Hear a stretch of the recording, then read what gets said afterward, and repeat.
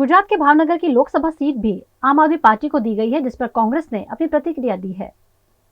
लोकसभा चुनाव का ऐलान अब कुछ दिनों में हो सकता है। इसी बीच गुजरात में आम आदमी पार्टी और कांग्रेस के गठबंधन का ऐलान हो गया है, जिसके तहत भरूच और भावनगर की सीट आम आदमी पार्टी को दी गई है।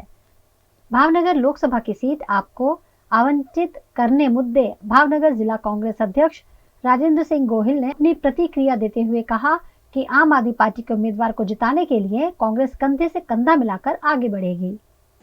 જ્યારે સેન્ટ્રલમાં ગઠબંધન થયો આખા દેશનું થતું હતું અને અમને પૂછવામાં પણ આવ્યું હતું કે ભાઈ ગઠબંધનમાં કદાચ ભાવનગરની સીટ આપણે આપને દેવા રહેવાય તો અમે કોંગ્રેસ સમગ્ર અમારી કોંગ્રેસ ટીમે એમાં સહમતિ બતાવી હતી કે ભાઈ ગઠબંધન રૂપે કદાચ ભાવનગર દેવાની થાય તો આપણે દેવાની અને અમે કોંગ્રેસના તમામ કાર્યકરો ખભે ખભા મિલાવી અને આપની સાથે રહી અને ભાજપની સામે આ ફાસીવાદી સરકારની સામે અમે બરાબર ફાઇટ આપશું અને ભાજપમાં જો કોઈ ઉમેદવાર જે કોઈ આવે પણ અમારો ઉમેદવાર જે અત્યારે નક્કી થઈ ગયો છે એટલે અમે એમના માટે થઈ અને તમામ પ્રયત્નો કરી અને અમે જીતવા માટેના તમામ પ્રયત્નો કરશું।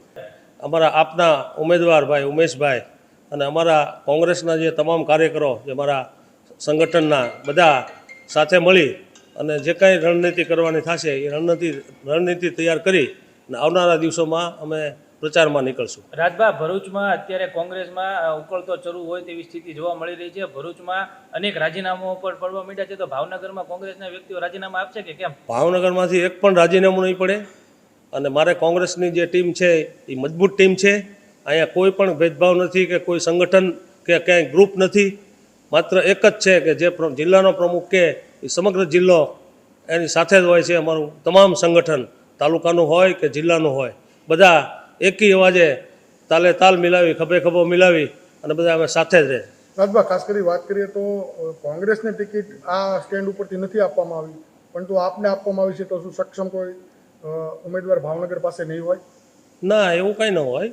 સક્ષમ કોંગ્રેસમાં હતા, પણ જ્યારે ગઠબંધન આખા દેશનું થતું હોય અને જ્યારે સીટની ફાળવણી થતી હોય, ફાળવણીમાં ભાવનગર અને ભરૂચ આપી તો અમારે સહર સ્વીકાર લેવું જોઈએ અને એમને સાથે એમને ખભે ખભા મિલાવીને એમની સાથે કામ કરવાનું છે। અહીંયા કોઈ બીજો છે જ નહીં।